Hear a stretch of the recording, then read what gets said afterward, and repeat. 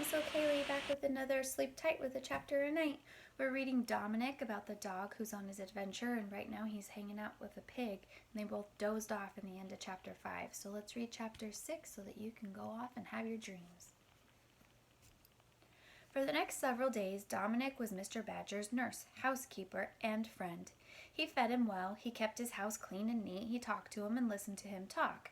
He kept him warm when he felt cold, and he fanned him when he was too warm.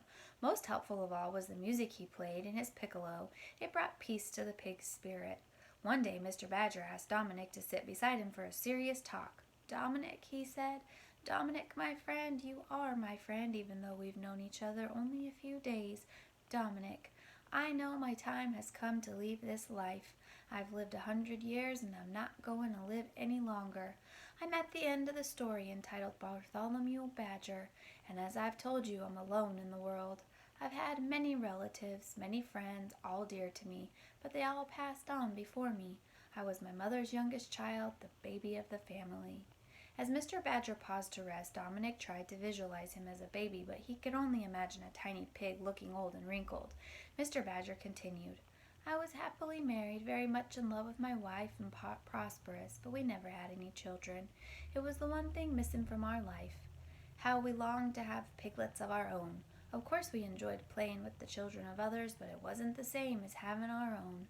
Dominic, I hope for your sake you will have a lot of children. But now I want to talk of something more immediate. Just a moment. Let me catch my breath." Something had to be said was on his mind. "Dominic, please get me a shot of brandy so that I can go on talking." Dominic got Mr. Badger a jigger of applejack and had some himself. It was strong stuff, and he had to growl to clear the burning in his throat. "Dominic, let me continue. That sneaking gang of thieves and cutthroats hasn't just been after the things you see around this house. They know I'm extremely wealthy, and now you know it, and they want my wealth. But they're not going to get their filthy paws on it. It's buried, and the only one who knows where it's buried is me. These doomsday devils have tried every possible trick to pry my secret loose. They even spent a whole day preaching charity to me, one at each window shouting pious messages. But I have lived long enough, goodness knows, to understand that sort of play acting." Mr. Badger looked warmly at Dominic. "Dominic," he said, resting his hoof on Dominic's paws, "I want you to inherit my wealth." Dominic was taken aback. No, he protested. "I didn't help you so I'd get anything. I helped you because you needed help. Besides, you're not going to die." "I am," said Bartholomew Badger, "as sure as this is Wednesday the 14th. I am." Dominic looked at the calendar. It was Wednesday the 14th. "I know you didn't help me with the reward in mind. Anyway, this is no reward. I'm leaving my entire estate, all my assets, to you. Period. You've seen that pear tree in the back of the house. Stand at the pear tree, facing due south. Walk 103 paces, and you will come to 4 black stones laid together in the form of a square. Remove the stones and dig. It's yours. All of it."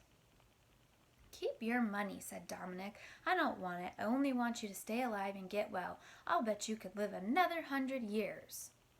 "Nonsense," said the pig, looking very, very tired.